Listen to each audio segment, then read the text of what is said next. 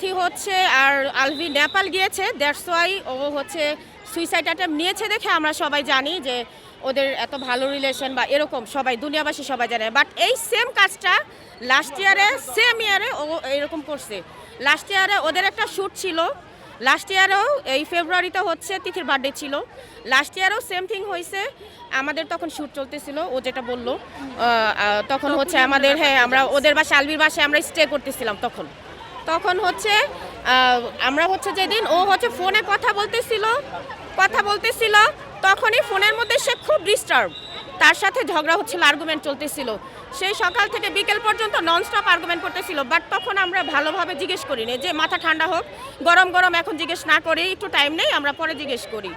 তখন হচ্ছে সে জানতে পারি যে শুটিং হচ্ছে পরের দিন, সে তিথিকে নিয়ে একটা রিসর্টে আগের দিনই চলে গিয়েছিল। লাস্ট ইয়ারও মানে সেম থিং, সেম ব্যাপারটা হয়েছে।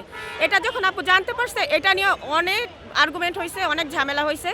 বাট তখন এই জিনিসগুলো ফ্লাশ হয় না, কেউ জানে নাই। বাট মেন্টালি প্রেশারে, ডিপ্রেশনে মেয়েটা মানসিক যন্ত্রণা আজকে না বেশ কয়েক বছর ধরে ছিল। সেম থিং ওর বার্থডে সেলিব্রেট করার জন্য লাস্ট ইয়ারও সে হচ্ছে একটা রিসোর্টে গিয়েছিল শুটিংয়ের পারপাসে। বাট তখন হচ্ছে এর 2-3 দিন পরে আপু হচ্ছে ওর একটা ফ্রেন্ড, ক্লোজ ফ্রেন্ড ছিল তৃষাকে নিয়ে গেছে। যে সবাই আমরা জানি যে তৃষা স্টিল নাও এটা মেনেই নিতে পারতেছে না, খুব সিক, ও হসপিটালে এখনও অ্যাডমিট আছে।